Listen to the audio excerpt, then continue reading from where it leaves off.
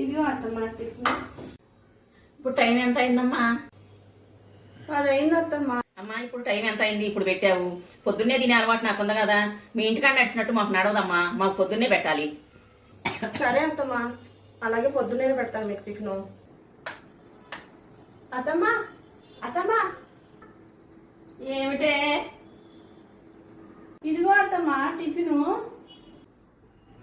ఇప్పుడు టైం ఎంత అయింది? ఇప్పుడు టిఫిన్ తెచ్చావు? 4 అయింది టైం, ఇప్పుడేం టిఫినే? మీరే కదా అత్తమ్మ నాకు పొద్దున్న తినే అలవాటు ఉందన్నారు, అందుకే తీసుకొచ్చా. పో తల్లి పో, నన్ను ఇసుకించకుండా. నువ్వు ఏ టయానికి పెడితే ఆ టయానికి తింటాను మరి రేపు నుంచి. నువ్వు వెళ్ళు తల్లి, నాకు నిద్ర వస్తుంది.